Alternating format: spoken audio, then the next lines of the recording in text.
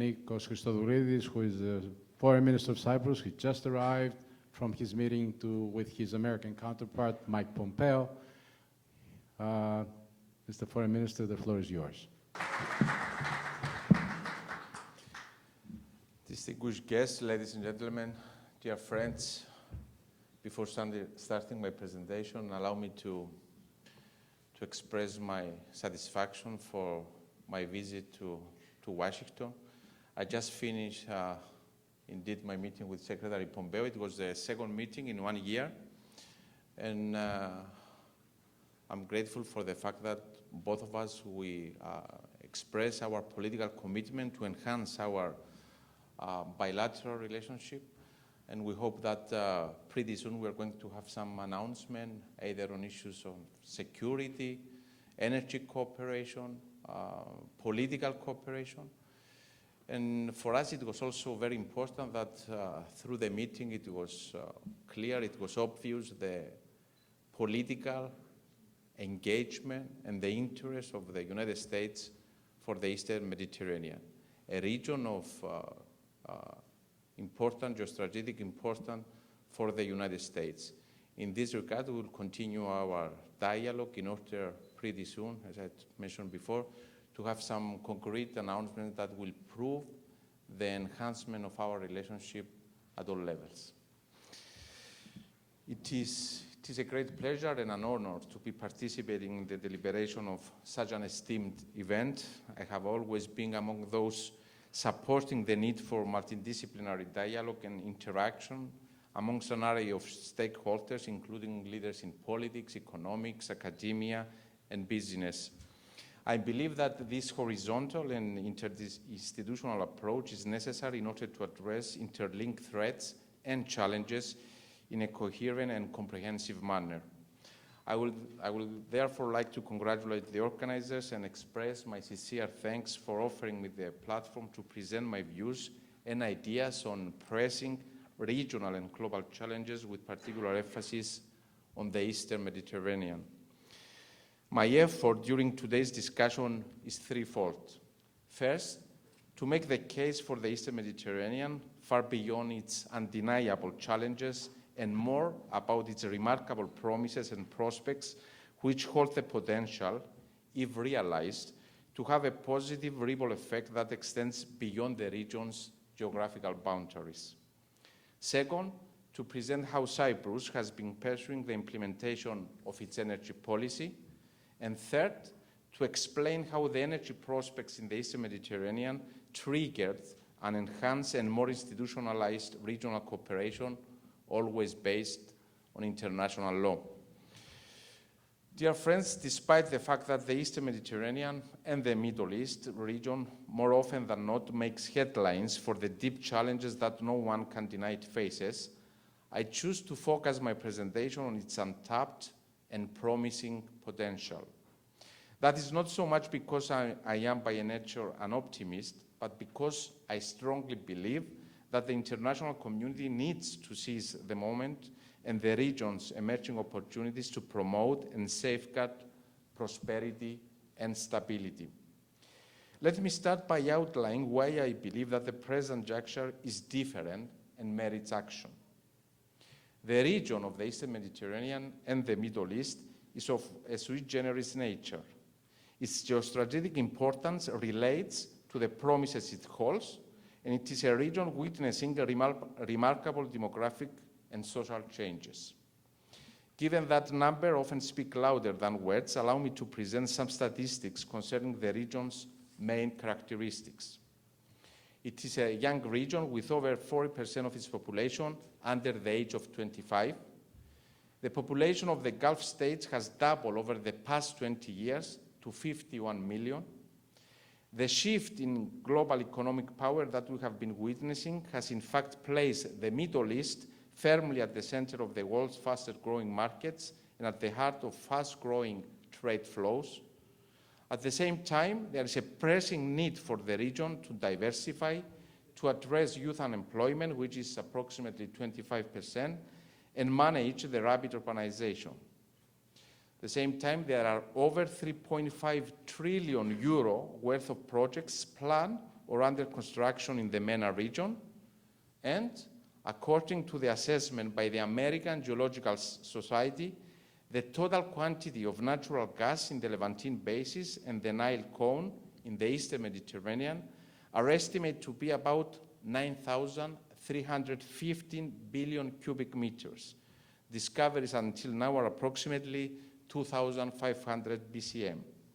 Just for comparison purposes, let me just mention that the natural gas reserves of Norway are estimated at 1,856 BCM, while the annual needs of the European Union in natural gas are currently about 540 BCM. So what do these figures tell us? Simply put, they reveal that the Eastern Mediterranean region holds substantial quantities of natural gas.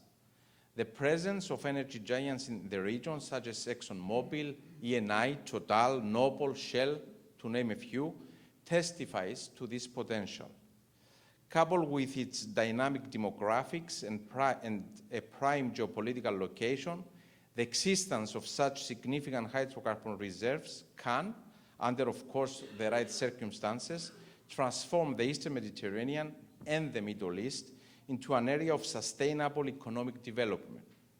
At the same time, these reserves have the potential of providing countries of the region with sufficient and stable energy supplies in natural gas at affordable prices, while at the same time can contribute to Europe's energy security and its goal for alternative energy sources and routes. Actually, that is why the European Union has stepped up and is supporting regional initiatives by participating in the EastMed pipeline project, which the European Commission adopted as a project of common interest, and by supporting also the East Mediterranean Gas Forum, recently established in Egypt, with the participation of neighboring countries. Dear friends, let me now pass to the second component of my presentation, outlining how Cyprus has been pursuing the implementation of its energy program and how we have embarked on a journey to transform Cyprus' geographical position into an asset, sharing our vision of regional cooperation on a basis of a positive agenda with all neighboring countries. In order to fulfill this vision, we are utilizing our historically close and friendly relations with all our neighbors, with one sole exception that we really hope in the near future will decide not to be the exception anymore. The fact that our partners in the Eastern Mediterranean and the Middle East recognize in Cyprus an EU member state in their region that can act as a confident, reliable, and predictable voice between them and Brussels enhance our effort. Energy was the clearest starting point for our journey. We proceeded with the conclusion of 3 agreements with Egypt, Israel, and Lebanon, delimiting our respective exclusive economic zones based on the median line principle, fully in line with the 1982 UN Convention on the Law of the Sea, a convention that has secured global recognition and is considered as a part of customary international law, which means that it is binding on all states, irrespectively of whether they have accepted it or not. The delimitation of our seas has created a new regional dynamic and a new diplomatic framework.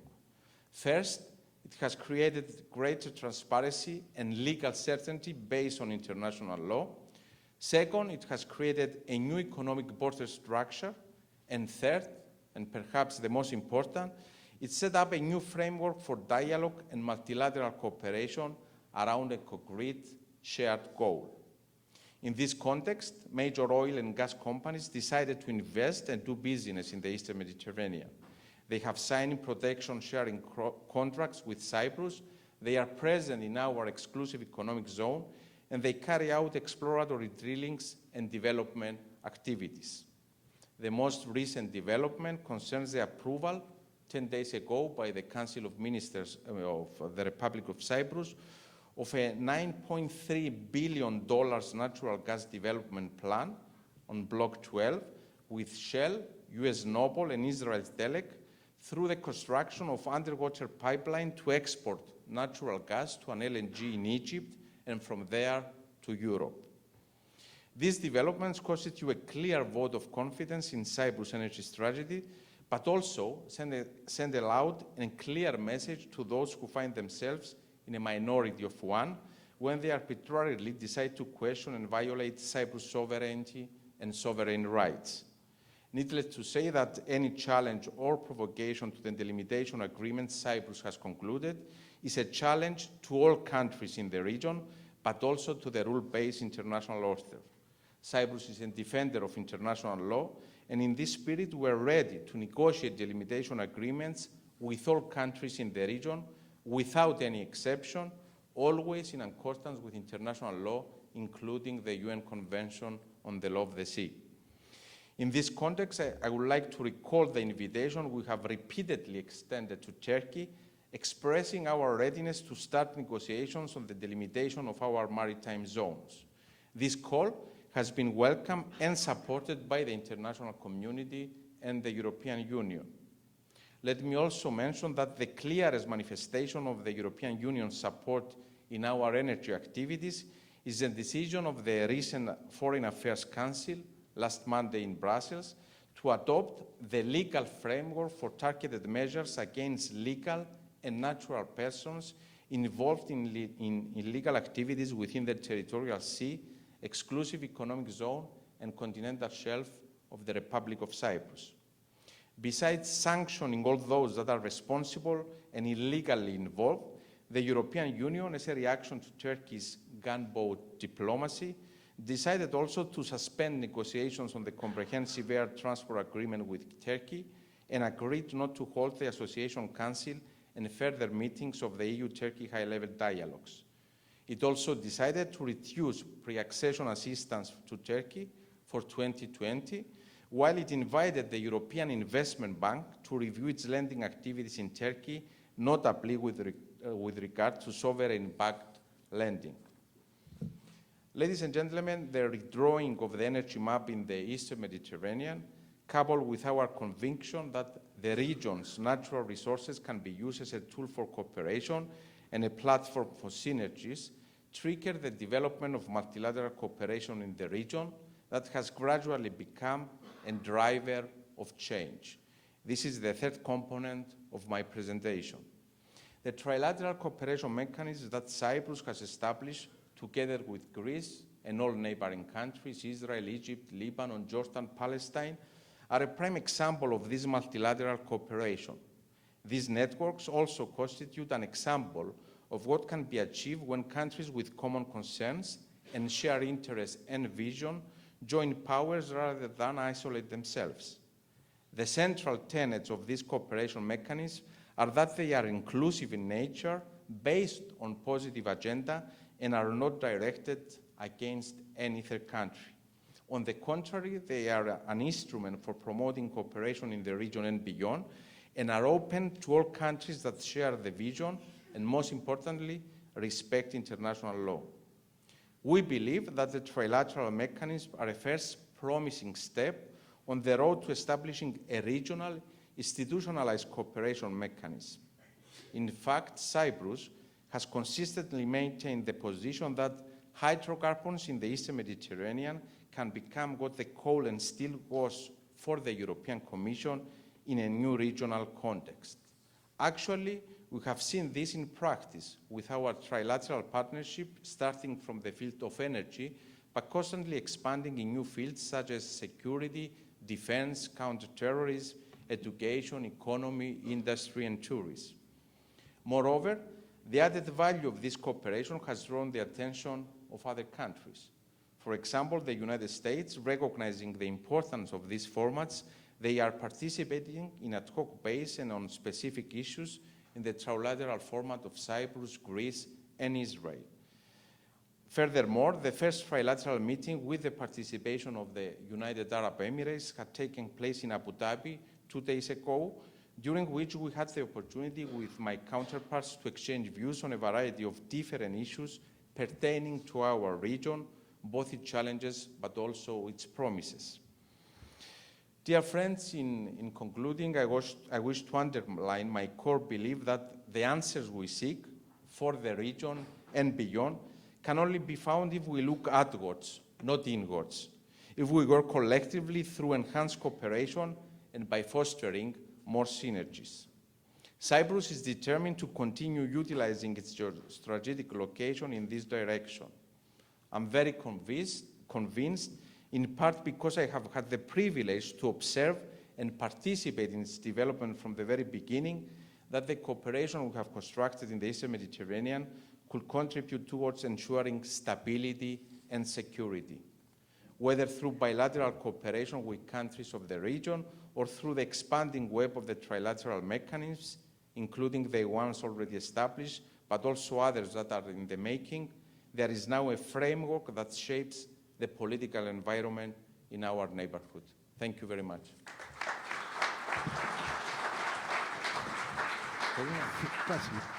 Thank you very much. The Foreign Minister has kindly agreed to accept a couple of questions since we have. And just a very general, since you met the Secretary of State, I'm just wondering if Cyprus, did you get through this meeting, the sense that the U.S. is as supportive as we would wish, we meaning Cyprus, given Turkey's behavior lately and its involvement in Syria and elsewhere? Because they don't seem to respond to the American push, at least from the State Department, the Pentagon, or the Congress. They do respond positively, of course, from the President, who seems to be more understanding. One of the most important outcomes of my meeting, I'll say, is the clear message from Secretary Pompeo that the United States is committed to the Eastern Mediterranean. And I have to say that coming from the Eastern Mediterranean, a country, member state of the European Union that geographically is part of the Middle East, the perception in the region, especially following the latest developments in Syria or in Iraq, is a kind of perception that we have a disengagement or selective engagement of the United States in the region. And actually, it was one of the issues that I raised with Secretary Pompeo, and he was clear, actually through a very specific examples for the engagement of the United States in the Eastern Mediterranean. And it's something that we welcome. It is very important that we agree to work on a positive agenda. For us, for Greece, for Israel, it is very important that the United States is participating in these trilateral mechanisms in ad hoc basis when we're discussing issues of energy, when we're discussing issues of terrorism. Recently, there was one very important meeting in DC to see how we can also promote our economic cooperation in the region. And this is the same message that we are sending, especially Greece and Cyprus, since we are members of the European Union. We are sending the same message to Europe. The need for an enhanced participation and involvement in the developments in the Eastern Mediterranean and the Middle East, because at the end of the day, it is our neighborhood. My next question would be about Europe.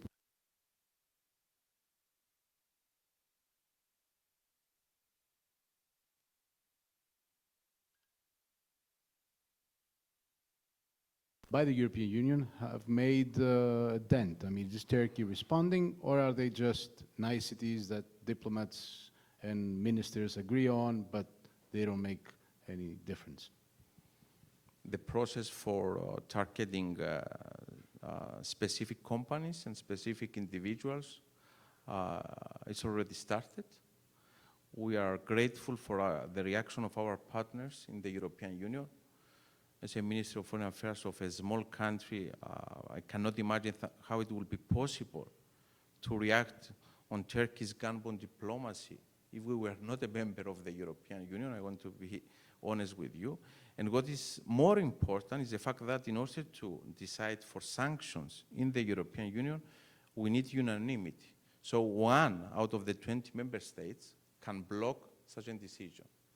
And we are grateful for the fact that all member states reacted positively in the need to decide for sanctions. What we want is not to escalate the situation. On the contrary, our aim is to find solution. That is why we publicly, even now, I call Turkey to start discussing about the delimitation of our maritime borders. You know that we cannot change geography. Turkey will continue to be the closest country to Cyprus, and we want to have excellent relations with all our neighbors. So we don't exclude Turkey from the energy developments in the Eastern Mediterranean. We don't exclude Turkey from the regional discussions. We want Turkey to be part of these developments. The problem is that Turkey, with its behavior, excludes itself. We hope, we believe that a rational thinking Turkey, and the rational thinking is the 1 million question, can see the benefits out of the cooperation of all countries in the region and soon solve the Cyprus problem and join us on all those efforts. Speaking of the Cyprus problem, in a week we have a meeting in Berlin. Any hope that there's something positive or substantive will come out of it? Or are we just one more meeting with no results? First of all, it is a positive that we have the meeting. And I have to say, based on the discussions of Ms. Lut, she was in Cyprus 2 days ago. She had a meeting with President Anastasiadis and Mr. Akinci. Based on the discussions there, I'm optimistic that we can have some positive developments in Berlin. For us, the ideal scenario is following the meeting in Berlin between the two leaders and the Secretary General to have a five-party informal meeting in the format of Grand Montana in order to announce the resumption of the negotiations with aim to reach a settlement based on bizonal, bicommunal federation. That's the only solution. This is the only option available, and for us, and I believe both Greek Cypriots and Turkish Cypriots, there is no alternative to the solution of the Cyprus problem the soonest possible based on bizonal, bicommunal federation. Okay, thank you very much. And actually,